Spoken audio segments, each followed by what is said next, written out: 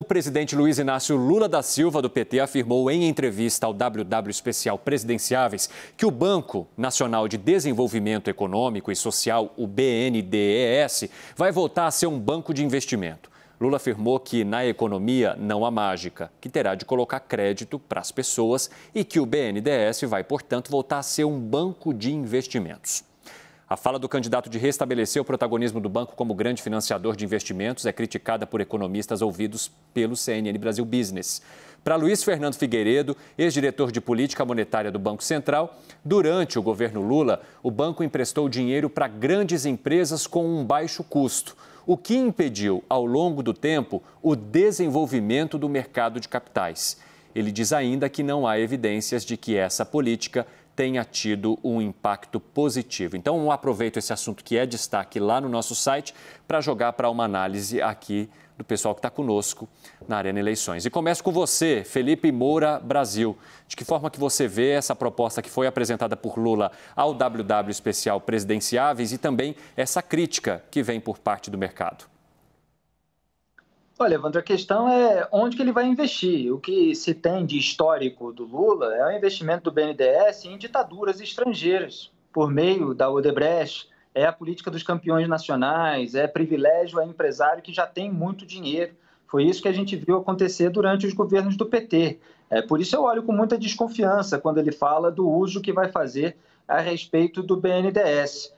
Uma das críticas do candidato Ciro Gomes, por exemplo, às políticas do Lula, é que ele beneficiou justamente muito mais a elite econômica com mais volume de dinheiro do que a população de baixa renda, que recebe, evidentemente, o Bolsa Família, que recebia o Bolsa Família, que foi transformado pelo Jair Bolsonaro no Auxílio Brasil.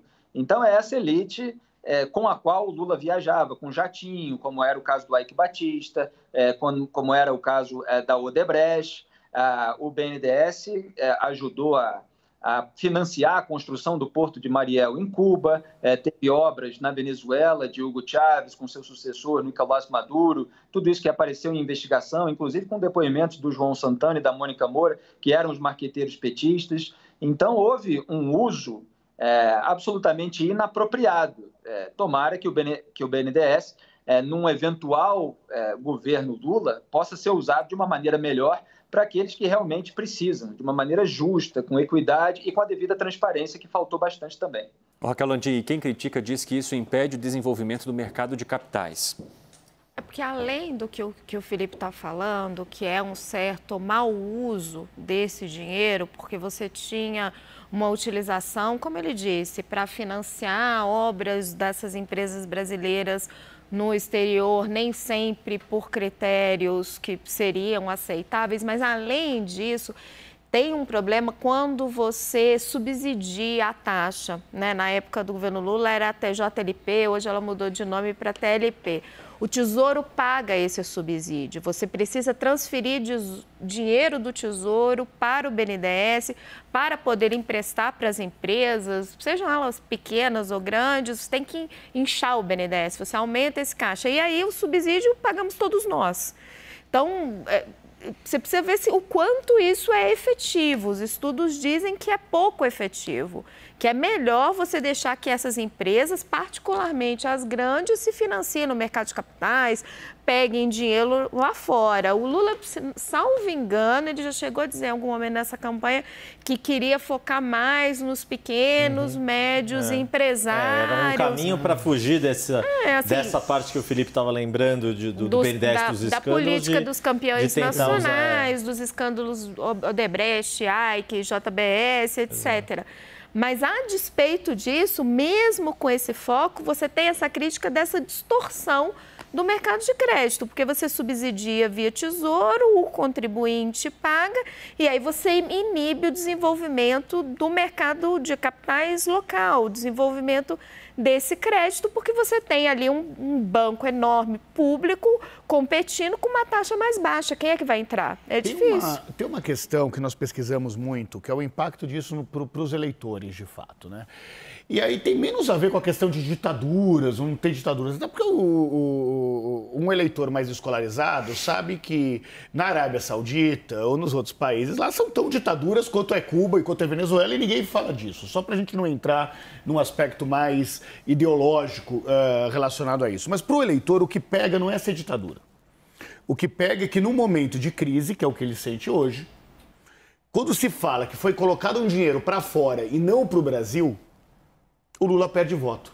Depois da corrupção, esse é o segundo ponto que leva à perda de voto do ex-presidente Lula. Pode parecer meio estranho, né? Uma ideia de que está ajudando o outro e quando a gente está precisando de ajuda. De poder ajudar o próprio país. Se é ditadura, se não é ditadura, eles acham que... Isso para os bolsonaristas contam, mas para o eleitor médio, para o eleitor conta menos. Agora, tirar dinheiro de um país que está em crise, mesmo que naquela época não tivesse, na cabeça do eleitor é tudo meio misturado. Então, tirar dinheiro de um país que tem uma dificuldade econômica, para colocar esse dinheiro para fora, isso se perde. Por outro lado, para incentivar o microempreendedor hoje, faz todo sentido na cabeça do consumidor.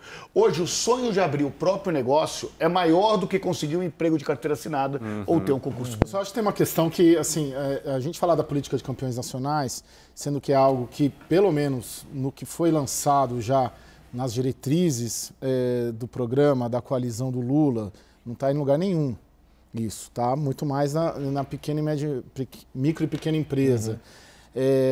Da mesma maneira como tem outras questões que se faz muita crítica à condução econômica, principalmente do governo Dilma, que não estão, e nem o candidato está falando, né? Então, eu acho que a gente precisa, de certa maneira, calibrar. Quando a gente vai fazer a avaliação, a gente fala, pô, porque daí o PT errou lá atrás. Pô, então se tem essa questão que errou na política dos campeões nacionais, sim, está no programa?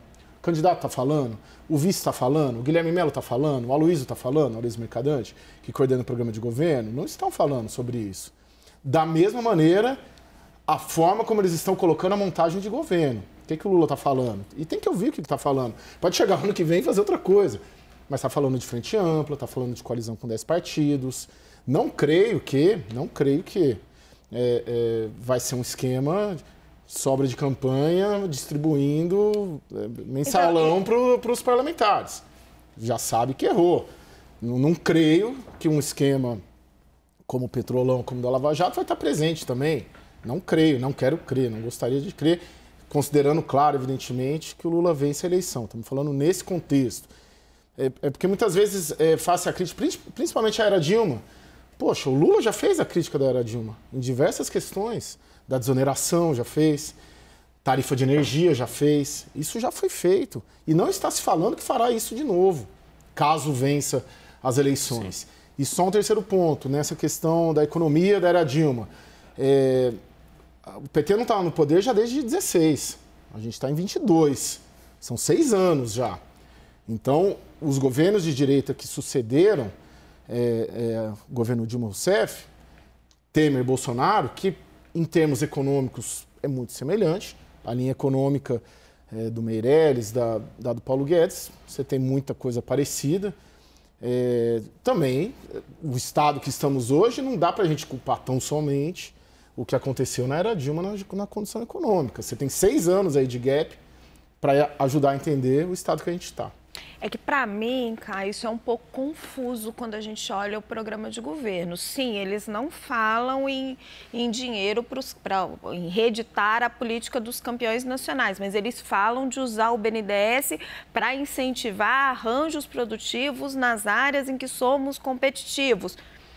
É parecido, parece que muda só o foco do tamanho da empresa. Eles falam que é preciso aumentar o tamanho do banco, continuar interferindo no mercado de crédito. É difícil, com as informações que a gente tem hoje, saber exatamente qual o papel que o PT enxerga para o BNDES.